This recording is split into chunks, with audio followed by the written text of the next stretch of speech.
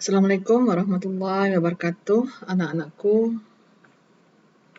Hari ini kita akan sharing terkait pertemuan kita yang ketiga, yaitu mata kuliah imunologi.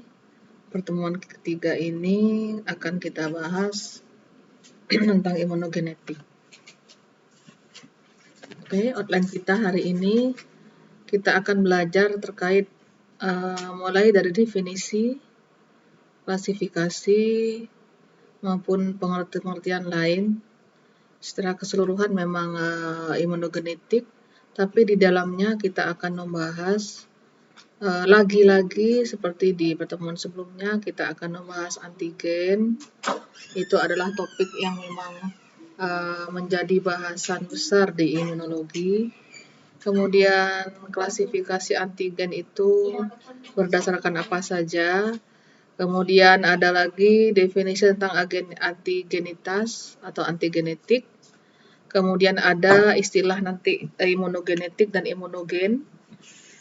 Kemudian melangkah ke antibodi dan klasifikasinya. Itu pokok bahasan pertemuan kali ini. Kita masuk ke antigen lagi.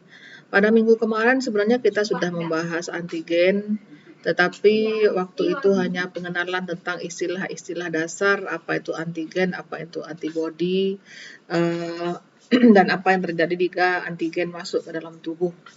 Yang minggu kemarin bahasanya di sana. Tetapi yang sekarang kita agak mendalam belajar tentang antigen dan sifat-sifatnya. Apa itu sebenarnya antigen? Antigen itu adalah barang asing atau substansi asing sebenarnya yang masuk ke dalam tubuh. Jadi substansi asing ini atau bahan ini jika masuk ke dalam tubuh, ia dapat merangsang respon imun atau dia dapat bereaksi dengan antibodi yang sudah ada. Itu antigen yang dimaksud di pengertian lebih rinci. Salah satu contoh dari antigen itu ada bakteri. Bisa virus, bisa juga jamur, bisa toksin, bisa juga berupa makanan, bisa juga berupa debu dan lain-lain. Cara masuknya bagaimana? Bisa masuk lewat peroral atau lewat mulut, bisa lewat inhalasi atau lewat pernafasan, atau bisa melalui injeksi. Itu ya, jadi ini hanya mengulang apa yang menjadi definisi antigen kemarin. Ini akan selalu kita ulang-ulang, jadi anak-anakku ini harus apa yang kita ulang ini benar-benar masukkan di definisi di otak sehingga kita akan yang terbiasa dengan istilah-istilah ini. Oke, terlanjut. Secara definisi, antigen itu sendiri mempunyai dua pengertian, yaitu dia suatu molekul yang merangsang timbulnya respon imun. Nah, molekul jenis ini yang bisa merangsang timbulnya respon imun ini, dia disebut imunogen. Itu ya, dari sisi pengertian. Jadi jika molekul itu bisa merangsang timbulnya respon imun, kita sebut imunogen. Ada juga molekul dari antigen yang tidak bisa merangsang timbulnya respon imun, tapi dia tetap bereaksi dengan antibodi yang ada di tubuh kita. Jadi begitu antigen masuk di dalam tubuh, dia mempunyai sifat merangsang timbulnya respon imun. Nah, si antigen jenis ini disebut imunogen. Ada juga yang dia tidak bisa merangsang timbulnya respon imun, tetapi dia tetap bereaksi dengan antibodi di dalam tubuh. Itu jenis yang lain. Jadi, melihat dari definisi ini, kalau imunogen pastilah sebuah antigen, karena dia salah satu dari jenis antigen. Tetapi jika dia antigen, dia belum tentu menjadi imunogen.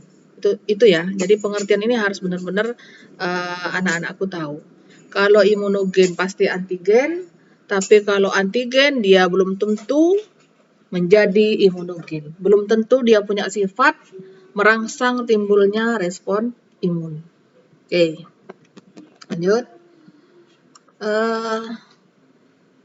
Tadi ada istilah imunogen. Akhirnya kita akan masuk ke imogenitas. Imunogenitas apa itu?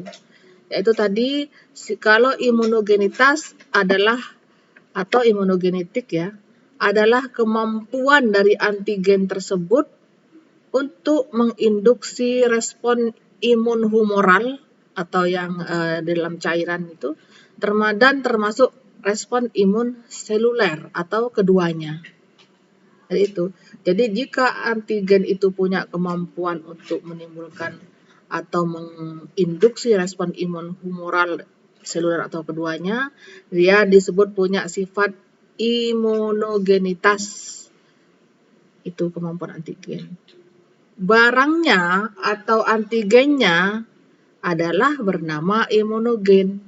Jadi imunogen adalah molekul atau substansi yang mampu menginduksi respon imun humoral atau seluler untuk berfungsi sebagaimana mestinya. Nah, kita ulang lagi pengertian yang di slide sebelumnya. Imunogen sudah pasti antigen, tapi antigen belum tentu imunogen. Itu. Oke, kita lanjut. Nah, apa syaratnya tadi seorang atau sebuah antigen itu bisa disebut imunogen? Yaitu ini tadi, dia punya sifat-sifat yang harus memenuhi syarat dia sebagai sebuah imunogen atau mempunyai sifat imogenitas. Jadi imogenitas itu atau imogenetik adalah sebuah sifat ya anak-anak ya. Tapi kalau imunogen adalah bendanya. Berdasarkan apa? Syarat apa yang harus dipunya oleh sebuah imunogen untuk bisa disebut imunogen atau dia mempunyai sifat imunogenitas? Ya ini ada beberapa, yaitu sifat-sifat keasingannya. Keasingan artinya dari dalam tubuh atau di luar tubuh. Kemudian sifat fisik si imunogen tersebut. Sifat fisik ditandai oleh ukuran molekul, berat molekul. Kemudian kompleksitas struktur kimia dari si imunogen tersebut. Ini akan kita bahas di slide belakang nanti ya. Kemudian muatannya dan bagaimana kemampuan masuk ke dalam tubuh. Itu sifat-sifat yang menjadi syarat sebuah substrat atau antigen mempunyai sifat imunogenitas. Oke, kita lanjut. Nah, ini lebih lanjut dari syarat-syarat yang tadi, bahwa keasingan itu merupakan salah satu faktor untuk menentukan dia menjadi imunogen atau tidak. Kompleksitasnya, kompleks dalam arti rumit atau tidaknya. Kemudian ukuran molekul atau berat molekulnya. Keasingan ini berupa agen asing bagi tubuh atau host. Dia self atau non-self. Kompleksitas ditentukan oleh sifat kimia dari antigen tersebut, agen antigen ya. Kemudian ukuran molekul. Jika berat molekul makin besar, gugusnya juga makin banyak, maka dia semakin mempunyai sifat imunogenitas. Itu. Semakin kompleks, semakin imunogenetik. Oke, antigen. Kita lanjut ke sifat-sifat yang lain atau karakteristik antigen lainnya. Antigen itu dibagi berdasarkan beberapa karakteristik. Kita bagi dia berdasarkan bahan kimianya, kemudian dari mana dia berasal sumbernya, apakah dari luar tubuh atau dari dalam tubuh sendiri, berdasarkan kompleksitas atau kerumitan dari strukturnya, kemudian spesifitasnya, dan jenis determinan atau epitop. Kita akan bahas satu persatu ini, antigen. Berdasarkan sifat-sifat 5 ini. Oke. Yang pertama, antigen jika dia dilihat berdasarkan bahan kimianya, itu antigen ada 4 jenis dalam hal ini, yaitu asam nukleat, kemudian lipid, polisakarida, dan protein. Ini bahan-bahan yang biasanya menjadi antigen. Di antara 4 bahan ini, dari nomor 1 sampai ke nomor 4, itu makin ke bawah makin kompleks. Kenapa? Makin berat molekul yang dia punya. Dan makin imunogenetik atau sifat imunogenitasnya makin tinggi. Pada umumnya antigen yang tersusun oleh polisakarida, yaitu ini, dan protein, yaitu nomor 3 dan 4, bersifat imunogenetik bisa. Sedangkan jika tersusun oleh lipid dan asam nukleat, nomor 1 dan 2, biasanya dia tidak bersifat imunogenik. Kecuali dia mempunyai protein pembawa dari dalam tubuh sendiri, baru dia menjadi imunogen atau bersifat imunogenik. Jadi lihat ya, semakin ke bawah nomornya ini, maka dia semakin imunogenik. Kenapa? Karena berat molekulnya makin tinggi dan kompleksitasnya makin tinggi. Itu. Lanjut. Ini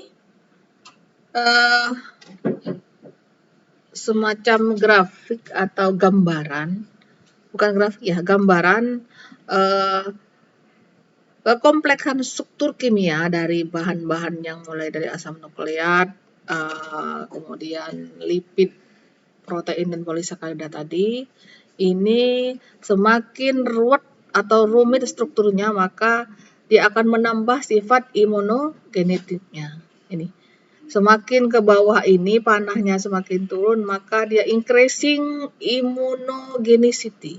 Semakin bertambah sifat-sifat imunogenitasnya. Jadi asam amino dibanding hapten akan kita bahas nanti, semakin berat hapten, berat molekulnya. Tapi hapten dibanding dengan lipid, dia lebih tinggi lipid berat molekulnya. Begitupun dengan steroid, karbohidrat, dan protein. Jadi protein mempunyai sifat imunogenetik yang paling tinggi di antara senyawa-senyawa di bawah ini. Artinya apa? Artinya dia mempunyai sifat merangsang respon imun yang paling baik. Itu. Ini antigen ya. Jadi kita masih membahas antigen, bahwa imunogen termasuk antigen dengan sifat-sifat imunogenitas yang bisa merangsang timbulnya respon imun. Itu. Oke, kita lanjut. Itu tadi berdasarkan bahan kimianya. Sekarang antigen berdasarkan asalnya. Apa saja? Yaitu ada 2 macam secara umum, yaitu antigen eksogen dan antigen endogen. Eksogen dari luar tubuh, endogen dari dalam tubuh kita sendiri. Antigen endogen meliputi antigen xenogeneik atau heterolog, antigen idiotipik atau autolog, dan antigen allogeneik atau homolog. Kita akan bahas di belakang nanti. Ini hanya pengklasifikasiannya dulu ya. Oke. Antigen eksogen yaitu antigen yang berasal atau disajikan dari luar tubuh kita atau hospes, dalam bentuk bisa mikroorganisme, bisa berbentuk tepung sari, bisa berbentuk obat-obatan ataupun polutan. Antigen eksogen ini bertanggung jawab terhadap penyakit manusia yang masuk ke dalam tubuh manusia, mulai dari infeksi sampai ke penyakit-penyakit imunologis, misalnya asma, bronkial biasanya. Jadi kadang seperti penyakit asma itu dia berasal dari tepung sari ataupun obat-obatan. Sedangkan yang jenis kedua yaitu antigen endogen, antigen yang memang berasal dari tubuh kita sendiri atau ada di dalam tubuh kita sendiri. Oke, kita lanjut ke contoh sumber antigen. Kalau tadi kita sudah mengklasifikasikan jenis atau dari mana sumber antigen itu, sekarang dari antigen yang eksogen dan endogen tadi, jenisnya apa dan contohnya apa. Di atas kita sempat singgung sedikit, tapi ini lebih khusus lagi. Contoh yang antigen eksogen atau yang berasal dari luar tubuh, ini banyak sekali jenisnya, bisa mikroorganisme, virus, dan lain-lain. Contohnya juga ini ada polen, polutan, dan obat-obatan. Sedangkan yang endogen itu kalau jenisnya heteroantigen itu adalah berasal dari tubuh kita sendiri. Ini spesifik dari dalam tubuh kita sendiri. Misalnya antigen jaringan yang cross reaction di dalam tubuh. Begitupun yang autolog dan yang homolog. Jadi jenisnya itu memang rata-rata dia antigen yang punya sifat dia menganggap apa-apa yang di dalam tubuh kita itu adalah gangguan. Jadi seperti autoantigen, dia menganggap gangguan itu adalah antigen, padahal dia adalah bagian dari tubuh. Nanti ada bahasan tersendiri yang bahasan ini kalau lebih dalam ya. Contohnya antigen organ spesifik dan spesifik imunoglobulin. Kalau yang untuk golongan antigen endogen yang homolog itu contohnya golongan darah kita sendiri. Itu contoh sumber antigen. Oke, kita lanjut. Kalau antigen berdasarkan kompleksitasnya ada dua macam ya, yaitu antigen yang lengkap atau komplit. Inilah yang tadi kita sebut dengan imunogen, yaitu suatu antigen dengan berat molekul yang besar dan dia itu karena sifat kompleksnya sehingga dapat dikenal oleh antibodi dan memicu pembentukan antibodi atau adanya respon imun. Kemudian ada macam yang kedua dari antigen, yaitu hapten atau suatu antigen yang tidak lengkap. Apa itu hapten?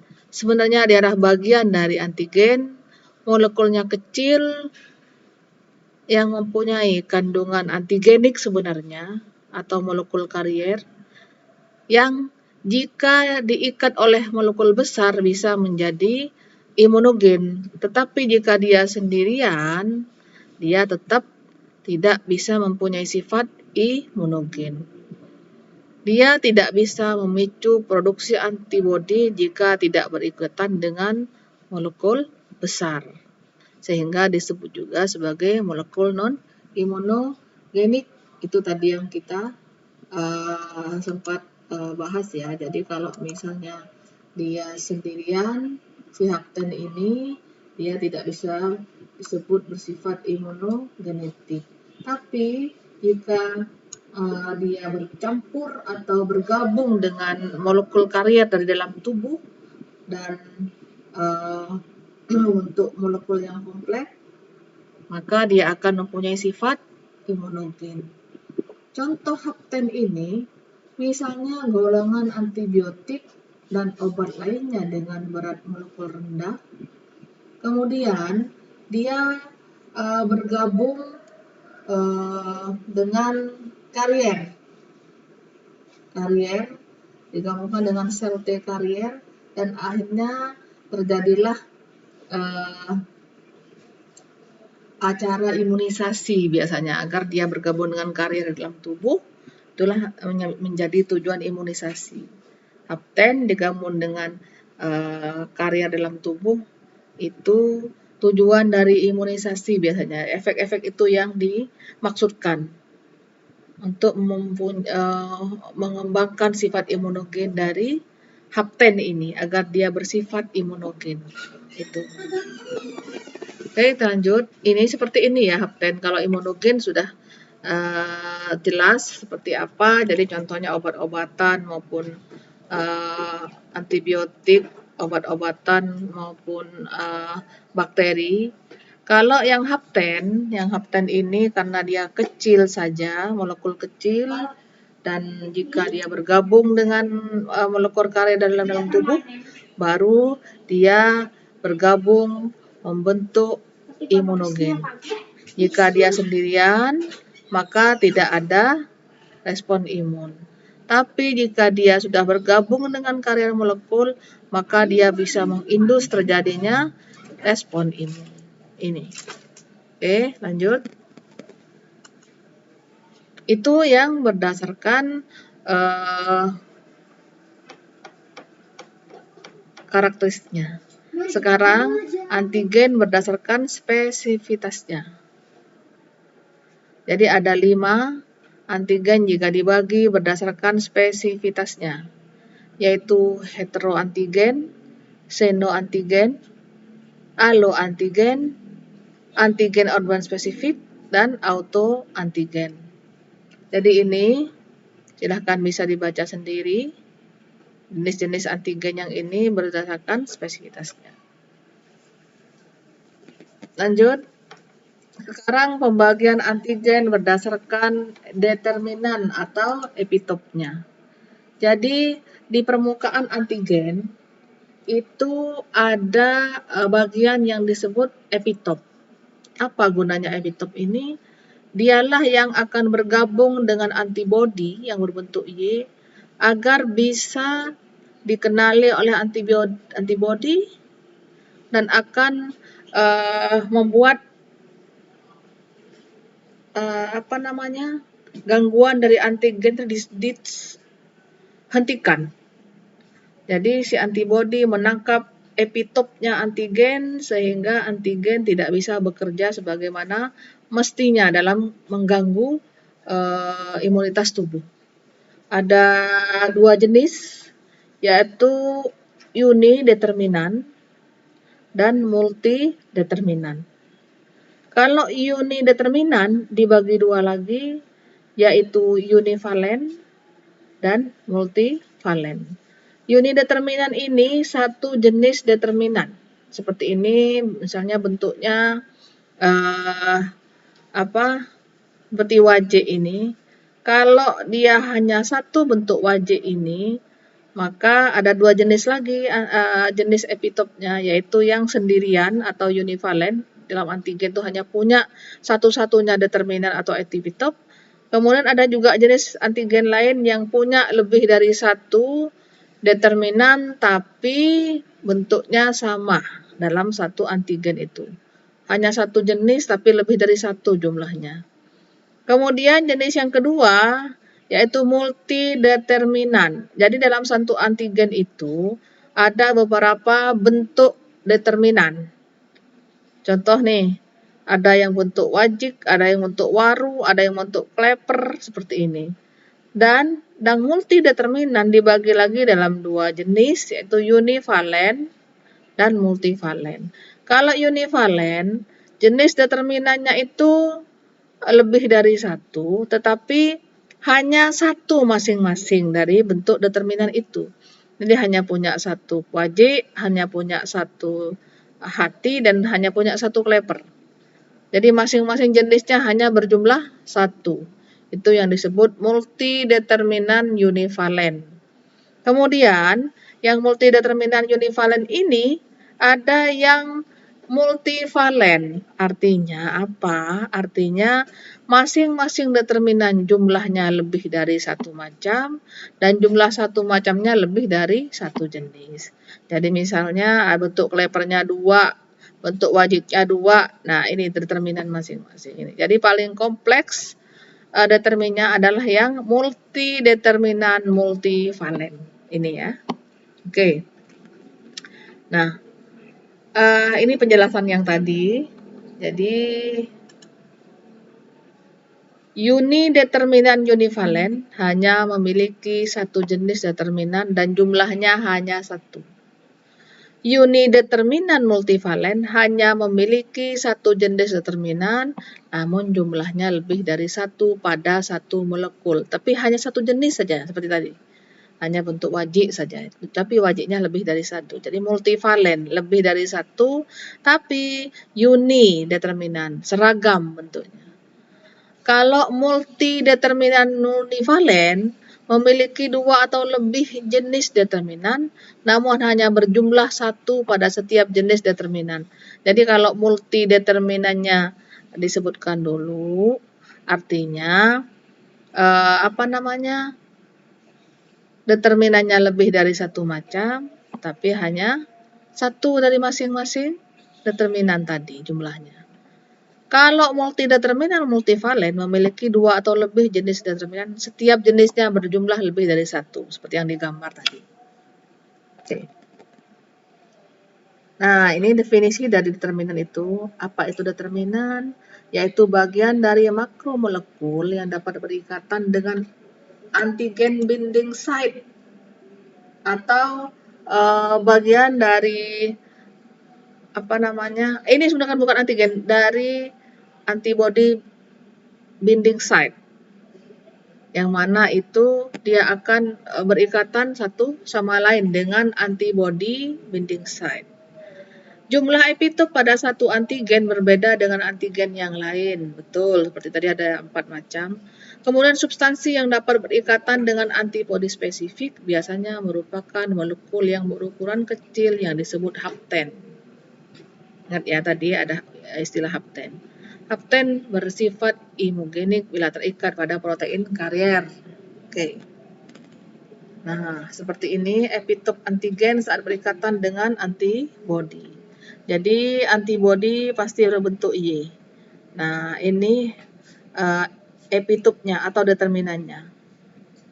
Jadi mereka masing-masing punya lebih dari satu determinan atau epitop, dan antibody juga mempunyai bentuk yang berbeda untuk berikatan dengan epitop ini. Jadi misal nih, ini antibody loh, ya, ini antibody. Ini antibody yang mengikat dan berbentuk Y, antibody. Antibody itu untuk mengikat epitop berbentuk kerucut ini, maka dia mempunyai antigen binding site atau daerah yang berikatan dengan antigen. Dia juga akan menyesuaikan diri, dia berbentuk kerucut. Jika ada epitop berbentuk bujur sangkar, maka dia akan memajukan antibody yang berbentuk bujur sangkar, begitu seterusnya. Sehingga semua determinan antigen berikatan dengan antibody dan akan membuat terjadinya gangguan pada kerja antigen. Itu. Oke, lanjut. Ini gambar lain dari ikatan epitop dan antibody. Jadi seperti ini bentuk-bentuk dari antigen. Ini jika antigen masuk ke dalam tubuh dan ditangkap oleh antibody, ini antibody berbentuk Y ya. Antibody ini Anda harus kenali, jika ada bentuk Y begini dia adalah antibody. Ini yang disebut dengan antigen binding site, bagian yang berikatan dengan antigen. Ini miliknya antibody ya. Dia ini antigen, cara kerja dari antibody adalah mengikat antigen di bagian ujung antibody. Bagian ujung antibody ini disebut antigen binding site. Jadi bagian yang mengikat antigen. Jadi antibody mempunyai bagian bernama antigen binding site yang bertugas untuk mengikat antigen. Sehingga antigen tidak bisa bekerja lagi. Nah, bagian dari antigen yang berikatan dengan antibodi seperti yang kita sebut tadi disebut dengan epitop. Ini bentuknya. Bisa disebut juga determinan. Jadi epitop atau sama dengan determinan. Bagian antibodi berbentuk Y, yang berikatan dengan epitop ini disebut paratop. Bagian dari antigen yang berikatan dengan antibodi disebut epitop. Bagian antibodi yang berikatan dengan epitop disebut paratop. Ingat-ingat ya istilah ini. Epitop atau antigen determinan adalah area yang dikenal oleh antibodi, yaitu suatu sisi atau bagian dari antigen yang mempunyai sifat spesifik dan dapat berikatan dengan bagian spesifik dari antibodi. Ini istilah ini dikenal ya, tolong ya. Sedangkan paratop atau antigen binding site adalah area pada antibodi yang mengenal sisi antigen. Jadi ini saling mengenal sehingga mereka saling menyapa dan berikatan. Oke, kita lanjut. Nah, seperti ini. Ini gambar-gambar lain, jadi memang saya makin banyakkan gambaran agar teman-teman makin tahu bahwa dan makin familiar. Jadi ingat ya, kalau bentuk Y itu pasti antibody. Kalau suatu bentuk dan ada epitopnya itu adalah antigen. Itu adalah antigen. Nih kita lihat. Ini adalah patogen ya. Patogen mengandung antigen. Ujungnya antigen yang berikatan dengan antibodi adalah epitop atau determinan. Nah, bentuk Y ini adalah antibodi. Jika antigen ada dalam tubuh dari patogen yang masuk, maka oleh antibodi dia diikat ini. Nah, ini adalah ikatan antara paratop dengan epitop. Yang paratop punyanya antibodi, yang epitop punyanya antigen. Ini yang terjadi. Begitupun juga di sini. Dan jika ada ikatan, jika ada patogen masuk, maka antibodi yang dibentuk akan semakin banyak. Siapa yang membentuknya? Yaitu sel B atau B cell, limfosit B. Akan kita pelajari nanti. Bagian-bagian sel apa saja, membentuk bagian apa saja akan kita pelajari lebih lanjut. Tapi istilah-istilah ini anak-anak harus tahu dulu. Ya, bahwa bagian-bagian bakteri adalah bagian-bagian antigen adalah ini, bagian-bagian antibodi adalah ini, kalau yang berikatan siapa, bentuknya apa, dan lain-lain. Oke, kita lanjutkan. Nah, kalau tadi gambarnya berupa gambar animasi saja, kalau ini ada gambaran 3 dimensi yang lebih indah, yang menunjukkan bentuk antibodi dan antigen. Jadi, yang oranye ini adalah antigen. Yang kecil-kecil ini adalah epitop. Ini dengan berbagai bentuk determinan atau epitopnya. Sedangkan yang putih-putih kebiruan ini adalah antibodi. Antibodi ini sedang meluncur untuk mendekati antigen. Sedangkan yang sudah nempel di antigen ini adalah yang sudah bekerja sesuai tugasnya. Si antibodi sudah berikatan dengan epitop. Jadi ini sudah menghambat kerjanya antigen dalam menimbulkan gangguan pada tubuh.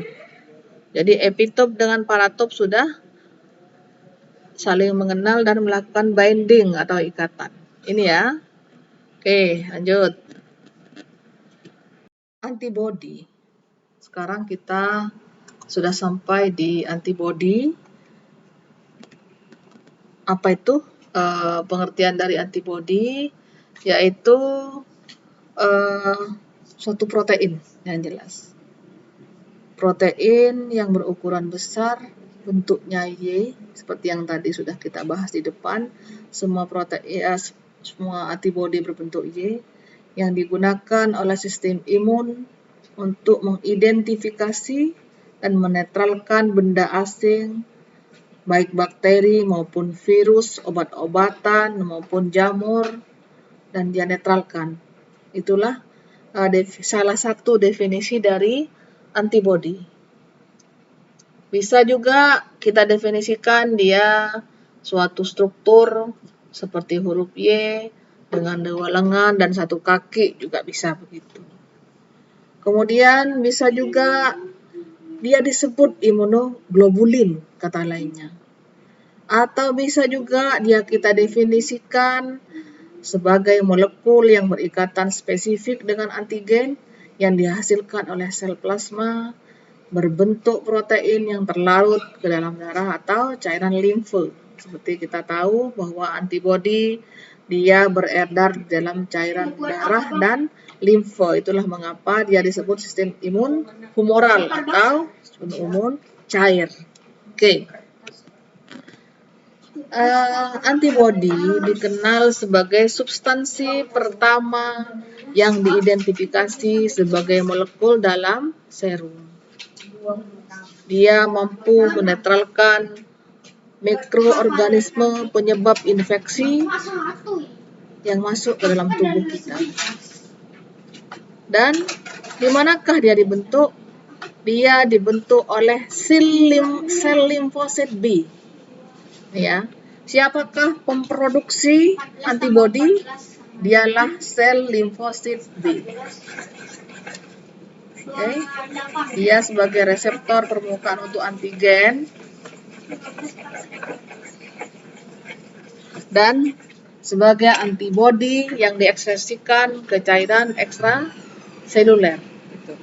Apa fungsi dari antibodi di dalam respon imun? Yaitu dia mengikat dan menghancurkan antigen. Sudah kita bahas tadi antigen, bagaimana cara bereaksi dengan antibodi.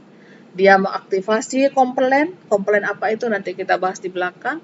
Dan dia meningkatkan fungsi sel natural killer atau sel pembunuh di dalam tubuh kita. Itu antibodi. Nah, ini gambar yang lebih bagus dari antibodi. Kalau tadi ada gambar antibodi berikatan dengan antigen. Seperti ini bentuknya antibodi ya, teman-teman. Y. Oke. Strukturnya seperti apa sih? Antibodi terdiri dari ini sama-sama antibodi semua gambar ini saya ambil karena teman-teman punya bandingan. Mau pilih gambar yang mana, antibodi dikenali semua. Ada yang digambarkan seperti ini, ada yang digambarkan tidak beraturan seperti ini, tapi bentuk Y-nya masih tetap kelihatan. Yang di atas ini juga bentuk huruf Y, tapi dia juga antibodi. Yang bawah ini digambarkan lebih lurus, tapi dia juga merupakan wakil dari antibodi. Terbuat dari apakah antibodi? Antibodi terdiri dari ikatan 2 rantai. Nih, 1 rantai ringan. Oke, sebentar. 1 rantai ringan dan 1 rantai berat. 1 rantai ringan karena hanya separuh, 1 rantai berat, 1 rantai berat, 1 rantai ringan. Dia berikatan, nih, diikat oleh ikatan disulfida.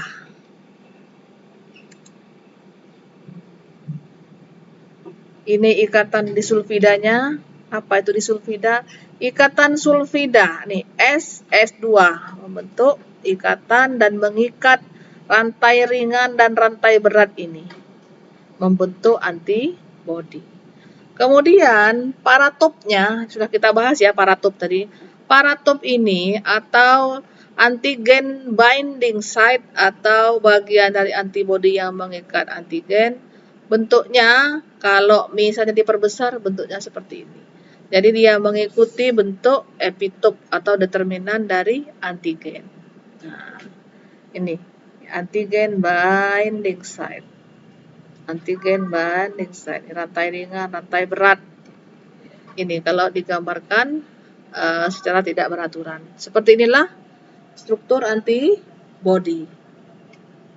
Oke, jadi kalau heavy chain itu yang panjang ini dilambangkan kalau misalnya di struktur antibody itu H, heavy, berat. Ini L, light, ringan. Ini. Oke, ini struktur antibody ya. Ini kalau digambarkan lewat cara pandang yang lain, jenis-jenis dari antibodi itu ada 1, 2, 3, 4, 5. Ada antibodi atau kita sebut tadi nanti antibodi adalah imunoglobulin atau IG. Jadi IgG adalah imunoglobulin jenis G. Ini bentuknya paling sederhana. Satu rantai ringan, satu rantai berat berikatan lewat ikatan disulfida. Agak rumit adalah imunoglobulin A. Lebih sederhana lagi, hampir sama dengan IgG adalah IgD. Kemudian ada IgE, imunoglobulin E atau antibodi E. Ada yang M, yang paling kompleks di antara bentuk-bentuk antibodi. Jadi ada berapa macamkah imunoglobulin atau antibodi? Ada 5. G, A, D, E, M. Ini ya teman-teman. Jenis-jenis antibodi atau imunoglobulin. Oke. Ini struktur lebih rinci dari yang tadi, bahwa jika bentuk D, E, G itu fungsi masing-masing, contohnya GD, memicu respon imunitas. Banyak ditemukan pada sel B atau limfosit B.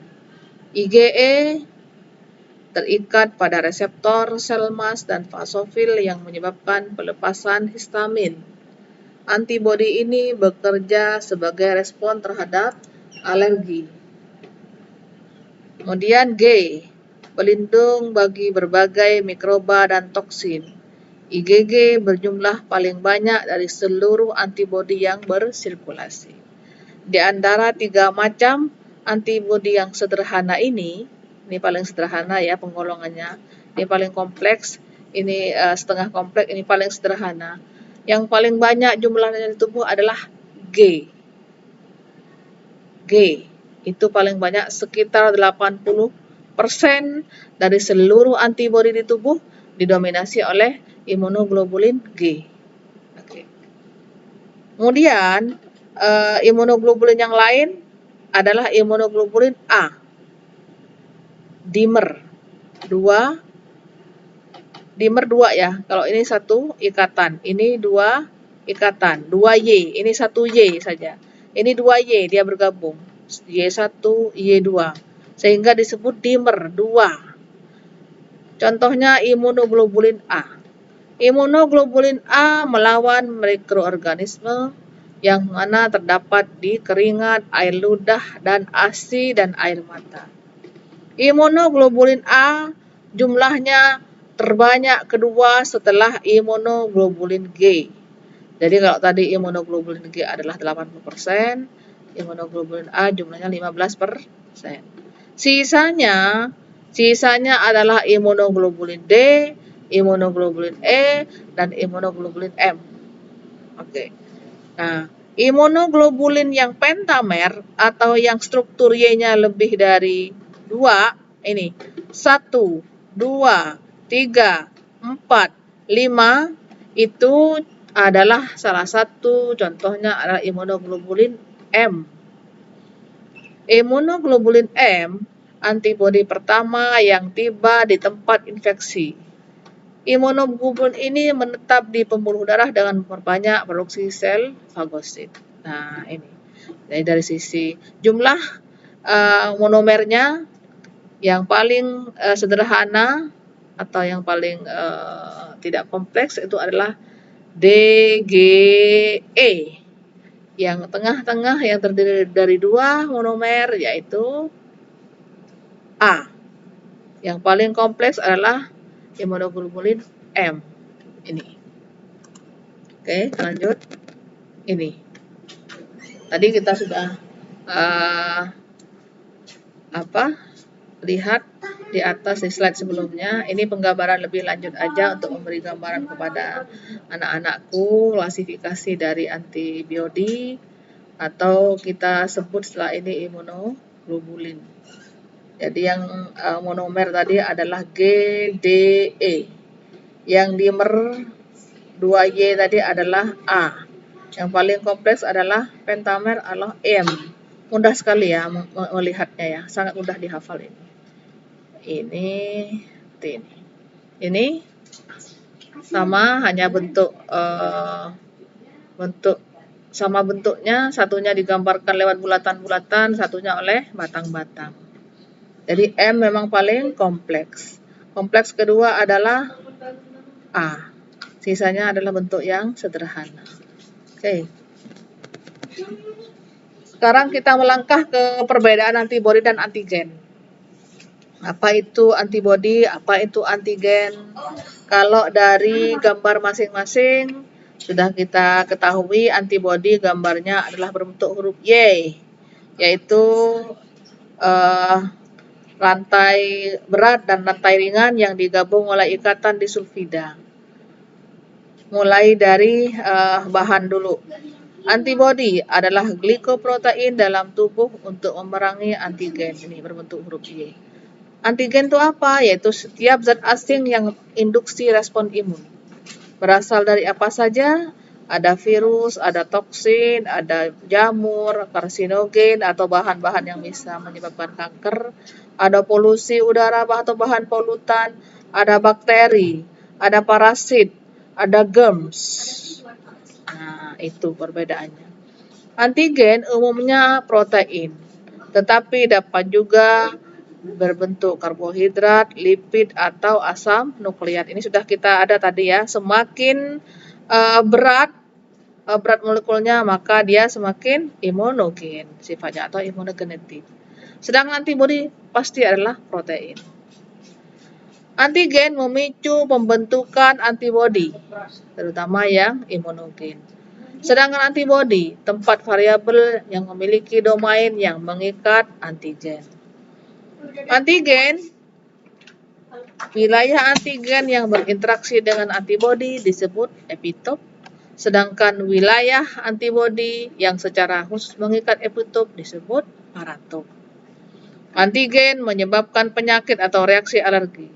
Antibodi melindungi sistem dengan imobilisasi atau lisis bahan-bahan antigen tersebut. Jadi inilah perbedaan antara antigen dan antibodi. Teman-teman mahasiswa harus tahu dasar dari definisi perbedaan ini. Karena kalau enggak akan bertukar-tukar istilahnya termasuk definisinya dan akan menimbulkan salah persepsi nanti ke belakangnya. Ya. Oke.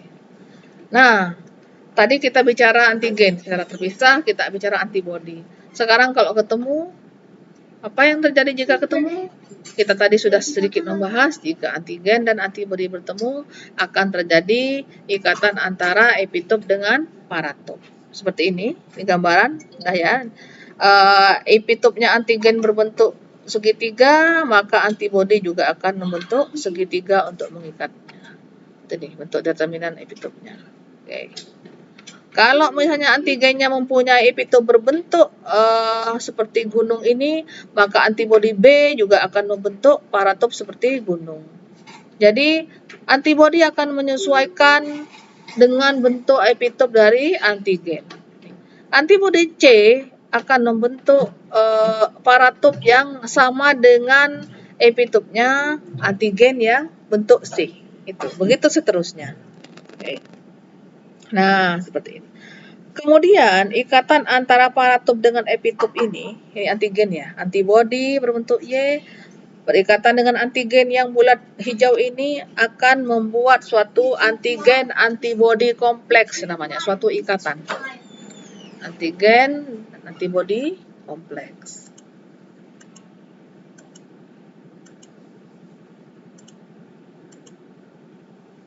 Oke.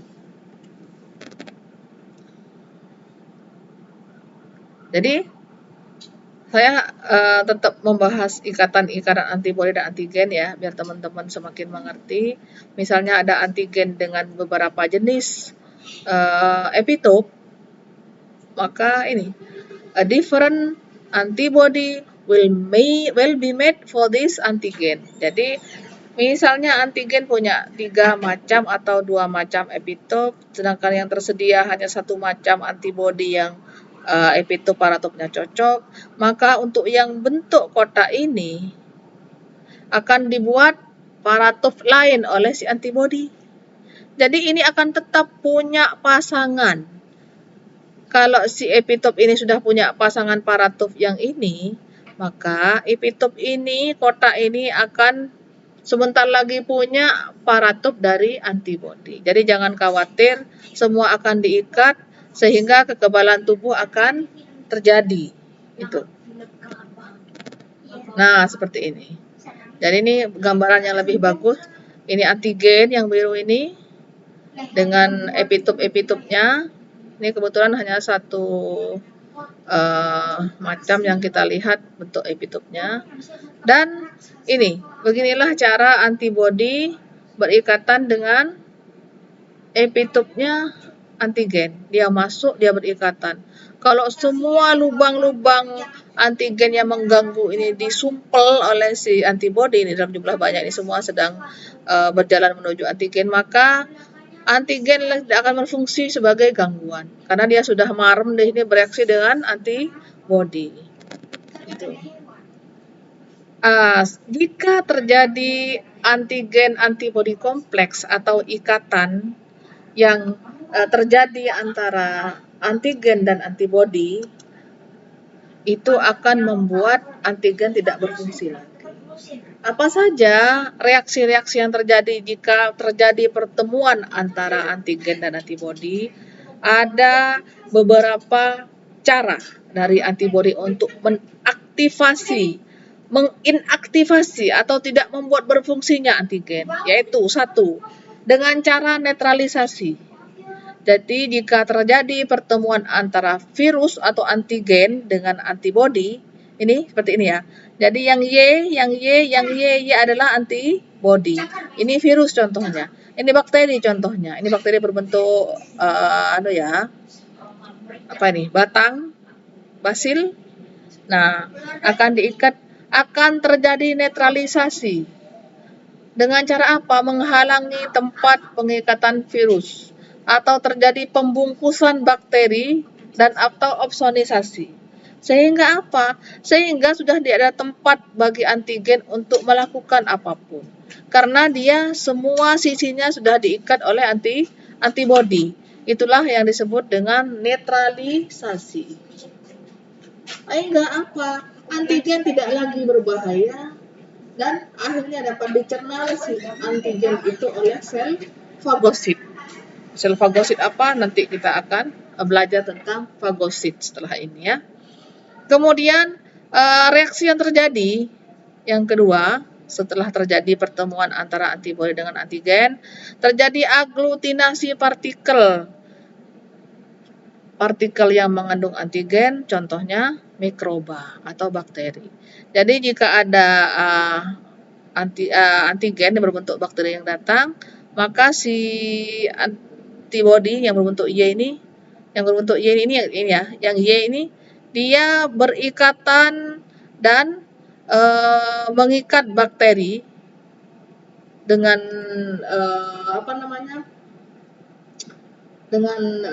paratopnya sehingga terjadi aglutinasi. Apa itu aglutinasi? Yaitu penggumpalan. Jadi terjadi penggumpalan jika aglutinasi di mana satu antibodi itu memiliki minimal 2 pengikatan. Kalau seperti ini kan lebih dari 2 ya pengikatannya. 1, 2, 3, 4, 5. Jadi antibodi mengikat 5 buah bakteri.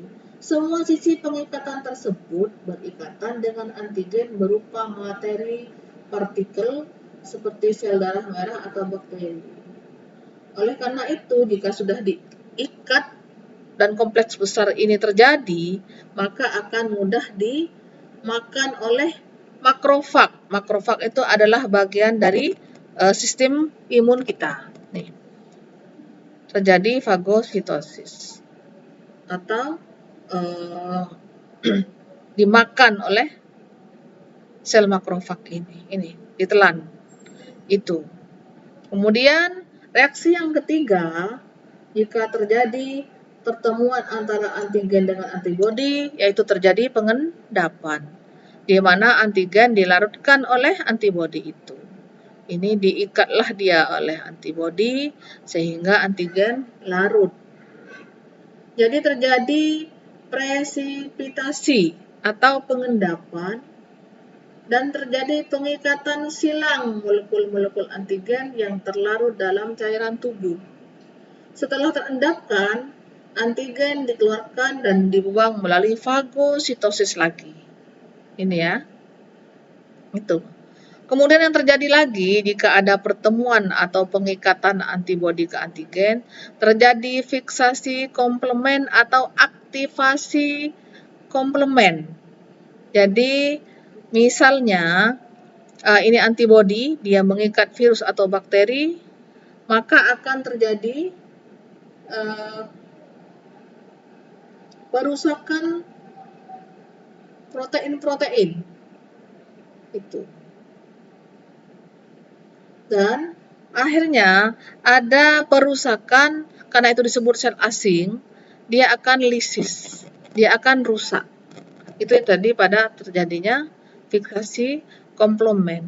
Intinya terjadi perlukaan atau kerusakan dan terjadi lisis. Ini. Jadi sel-sel yang masuk ke tubuh kita dirusak oleh antibodi kita, rusak. Itu. Selanjutnya, sifat-sifat dari tubuh kita jika ada gangguan antigen. Jadi tubuh itu bisa membuat semacam ingatan, sudah pernah kita bahas di pertemuan pertama, sudah ada ingatan jika ada antigen masuk. Ini adalah grafik di mana ada di sini konsentrasi antibodi atau kadar antibodi di dalam tubuh dibanding dengan waktu. Tolong perhatikan ya. Ini waktu, ini adalah kadar antibodi. Jika ada antigen masuk untuk pertama kalinya, maka waktu yang dibutuhkan untuk membuat respon imun yang pertama ini sekitar 14 hari ya, 14 hari di sini. Itu agar kadar puncak antibodi, ini kadar puncak antibodi pada paparan yang pertama ini sekitar 14 hari. Ini lama dia masih untuk menimbulkan kadar puncak antibodi karena tubuh masih mempelajari. Ini initial exposure to antigen. Paparan pertama dari antigen. 14 hari dibutuhkan oleh tubuh untuk membuat respon imun. Sudah. Akhirnya sesudah tubuh belajar dan tubuh sudah bisa mengatasi, turunlah kadar antibodi. Cuma dia sudah punya memori. Oke, diam. Begitu ada masuk lagi antigen masuk yang kedua dengan jenis yang sama, lihatlah. Kalau dia butuh 14 hari untuk membuat kadar antibodi setinggi ini, begitu gangguan yang kedua masuk dengan jenis yang sama, maka dia akan langsung memuncak kadar antibodinya. Nih, respon is faster. Responnya lebih cepat. Kalau dia 14 hari menimbulkan respon imun, sebentar, sekitar 1-2 hari, dia sudah mencapai kadar puncak antibodi. Tubuh sudah belajar, respon is faster, responnya lebih cepat, respon is larger, responnya lebih besar. Dari siapa? Kadar antibodinya lebih tinggi. Jadi itulah mengapa orang yang sakit yang sama kedua kalinya lebih mudah sembuh, karena tubuh sudah punya antibodi yang lebih baik karena dia sudah belajar dari paparan yang pertama. Itu. Ini secondary immune response, primary immune response. Kedatangan yang pertama, kedatangan yang kedua. Nah, itulah yang terjadi jika ada antigen masuk ke dalam tubuh, tubuh punya mekanisme untuk membuat semacam pertahanan diri dan punya memori untuk itu. Itu ya teman-teman. Itu sementara saya pikir cukup untuk pelajaran antigen, imunogen, antibody. Istilah-istilah itu tolong istilahnya dimatangkan dengan bekal video ini. Kemudian akan saya kasih tugas berbentuk kuis pilihan ganda. Jika ada hal yang perlu dibahas bisa ditanyakan di Google Classroom atau bisa japri saya, akan saya jawab di grup ataupun akan saya bahas pada waktu kita bertemu. Itu sementara, kurang lebihnya yang bisa saya sampaikan. Mohon maaf bila ada hal-hal yang kurang berkenan. Insya Allah bermanfaat. Terima kasih. Assalamualaikum warahmatullahi wabarakatuh.